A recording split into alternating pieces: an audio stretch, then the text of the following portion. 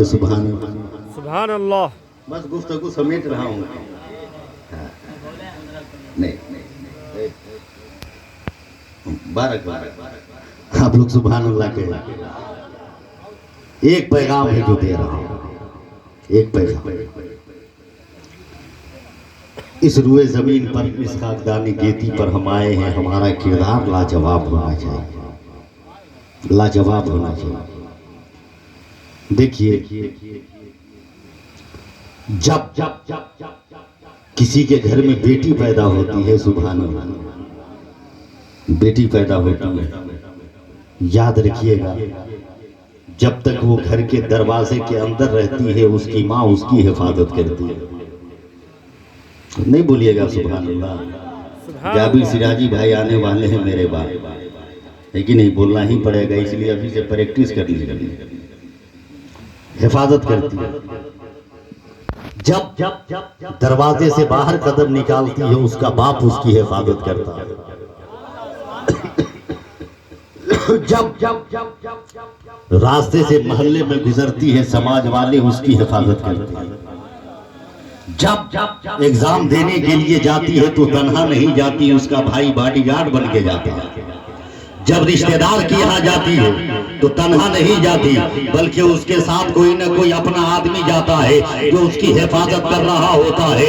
مگر وہی لڑکی ہے جب شادی کی عمر کو پہنچ گئی ہے, اسی کے لڑکی کے باپ نے ایک ایسے نوجوان کو تلاشا ہے جسے نہ تو وہ جان رہا تھا, نہ تو اس کا خاندان جان رہا تھا, نہ اس کا رشتہ دار جان رہا تھا, نہ اس کا خیش و اقربا جان رہا تھا, نہ تو اس کے ماننے والے جان رہے تھے, نہ دوست و احباب جان رہے تھے. لڑکا تلاش کیا گیا, شادی کی دن اور تاریخ مقرر ہو گئی ہے.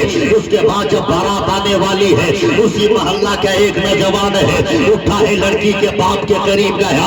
اے لڑکی کا باپ, ذرا شرم تو کرو, حیا کے آنچل میں منہ تو چھپاؤ, کیا ہوا ہے؟ کیا یہی وہ لڑکی ہے جب کہ آنگن میں تھی اس کی ماں حفاظت کر رہی تھی؟ جب دروازے سے قدم باہر نکالا تم اس کی حفاظت کر رہے تھے. جب محلہ میں چل رہی تھی سماج کے لوگ حفاظت کر رہے تھے.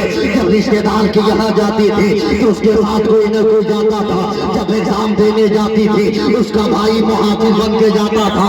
مگر آپ تو نے ایک ایسے اجنبی کے ہاتھ میں اپنی بیٹی کو کے ہاتھ کو دینے کا فیصلہ کیا ہے جسے نہ تو جان رہا ہے, نہ تیرا خاندان جان رہا ہے, نہ تیرا رشتہ دار جان رہا ہے, نہ تیرا خیش و اقربا جان رہا ہے. ایک اجنبی کے ہاتھ میں اپنی بیٹی کے ہاتھ کو دینے کا تو نے فیصلہ کیسے کرے گا؟ اور سے سننا تلسیائی کے مسلمانوں, پر لڑکی کا باپ طرف کے کہتا ہے, یہ پوچھنے والا انسان سنو, ہاں میں نے ایک اجنبی کے ہاتھ میں ہاتھ تو ضرور دیا ہے, مگر وہ نوجوان اسی وقت تک اجنبی ہے جب تک نکاح نہیں ہو جا رہا ہے, نکاح شادی نہیں ہو جا رہی ہے.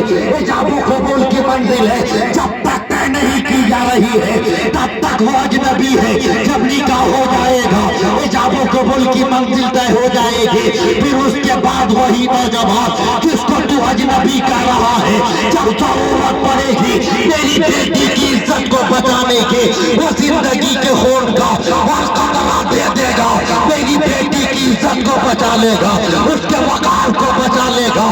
جب ضرورت پڑے گی خون دینے کی تو وہی نوجوان اپنے جسم کے ہر حصے کا خون دینا گوارا کرے گا, مگر میری بیٹی کو تڑپتا ہوا دیکھنا گوارا نہ کرے گا. اس لیے دوستو, عورتوں کے مقام کو سمجھو, اس کے رتبے کو سمجھو, اس کی بلند پاڈی کو سمجھو, اس کے وقار کو سمجھو, اس کے منزلت کو سمجھو, اس کے ارتقا کو سمجھو, اس کے عروج کو سمجھو, اس کے تشخص کو سمجھو, اس کی آئین کو سمجھو. اس لیے کہ دوستو عورت کا مقام بہت بلند میرے مصطفیٰ نے فرمایا ہے, بہت بلند میرے نبی نے فرمایا ہے. آمنہ ہے یہی عورت, مریم ہے یہی عورت, سکینہ ہے یہی عورت, کلثوم ہے یہی عورت, ام رباب ہے یہی عورت, ام لیلہ ہے یہی عورت, خدیجہ ہے یہی عورت, فاطمہ ہے یہی عورت. انبیاء اس کے گود میں, ڈاکٹر اس کے گود میں, پروفیسر اس کے گود میں, قاری اس کے گود میں, حافظ اس کے گود میں, متکلم اس کے گود میں, محدث اس کے گود میں, حدیث کس کے گود میں، مفتی اس کے گود میں، شاعر اس کے گود میں، خطیب اس کے گود میں، ولی اس کے گود میں، کتب اس کے گود میں، ابدال اس کے گود میں، غوث پاک اس کے گود میں، غریب نواز اس کی گود میں، مفسر اعظم اس کی گود میں، تاج شریعہ اسی عورت کی گود میں، حضور حجت الاسلام اسی عورت کی گود میں. اب بنا مبالغہ کر لینے دو، پوری کائنات کا مالک و مختار جناب محمد رسول اللہ اسی عورت کے گود میں ہے. عورت کا مقام جو نبی نے بلند فرمایا ہے اس کے رتبے کو بلند. سبحان اللہ یا رسول اللہ. السلام علیکم ورحمۃ اللہ. وعلیکم السلام.